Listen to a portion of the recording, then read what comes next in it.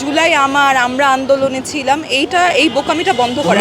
একটি দেশে হাজার হাজার প্রাণের বিনিময়ে একটা এত বড় গণ অভ্যুত্থানের পরে 2 বছর পরে এসে আমাদেরকে মানে এই সন্দেহর জায়গা থেকে প্রশ্ন করতে হচ্ছে যে জুলাই যেভাবে উদযাপন করার কথা ছিল তা উদযাপন করা হচ্ছে কিনা। আসলে সেইটা যদি উদযাপন করাই হতো কিংবা জুলাইকে যদি সেইভাবে সম্মানের কাতারে রাখাই হতো, তাহলে আজকে সারা ঢাকা শহরে এরকম জায়গায় জায়গায় ছড়িয়ে ছিটিয়ে আপনাদের ঠিক পেছনে যেমন আমরা দেখছি যে শেখ হাসিনার প্রতীকী ফাঁসি দিতে হচ্ছে, সেই রকম প্রতীকী ফাঁসি আসলে আমাদেরকে শেখ হাসিনাকে দিতে হতো না।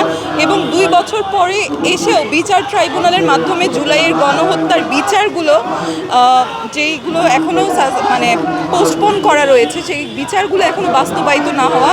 পদ্মা সেতু, মেট্রো রেল এবং এলিভেটেড এক্সপ্রেসওয়ে নির্মাণের গর্বিত অংশীদার বসুন্ধরা সিমেন্ট। জাতির এবং বিচার ব্যবস্থা দুজনের কাছে অনেক লজ্জা।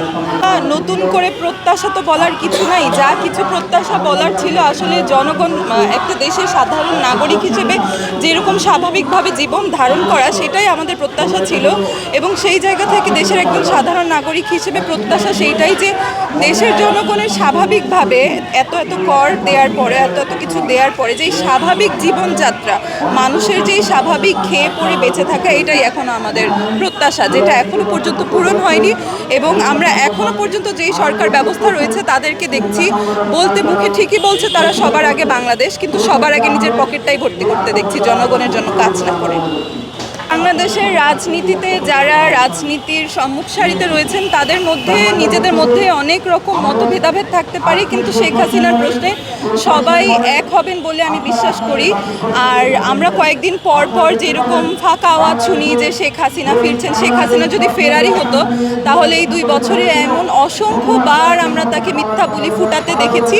তিনি তার নিরীহ কর্মী যারা রয়েছে, যারা পড়ে রয়েছে, যারা এখনও জেল জুলুম খাটছে, তাদেরকে ফেলে যে নিজে আরাম আয়েসে যত নেতা রয়েছে, কেউ দুবাই, কেউ সিঙ্গাপুর, এইসব বড় বড় দেশে জীবনযাপন করতেন না। মানে ভদ্র মহিলা বলতে পারছি না, অভদ্র মহিলাকে নিয়ে বলার মতো কোনো কিছু নাই। একজন মহিলা হিসেবে উনি অনেক সম্মান করে আমরা কথা বলতে চাই, একজন মহিলা হয়ে আরেকজন মহিলাকে আমরা সম্মান করতে চাই।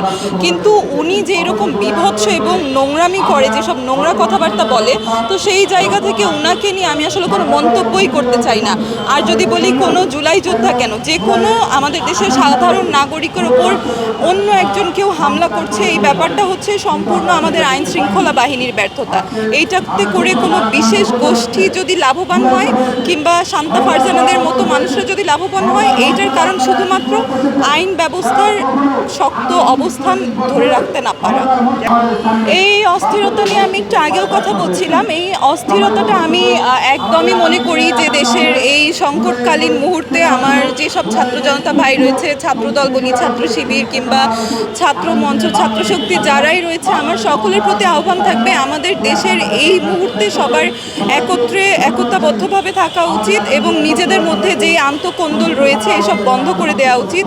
এবং এইটার যে ট্যাগ নেয়া যে জুলাই আমরা আন্দোলনে ছিলাম, এই বোকামিটা বন্ধ করা। কারণ জুলাই তো শুধু কোনো একটা ছাত্র গোষ্ঠী কিংবা কোনো দলের ছিল না, জুলাই আপামর সাধারণ সবার ছিল।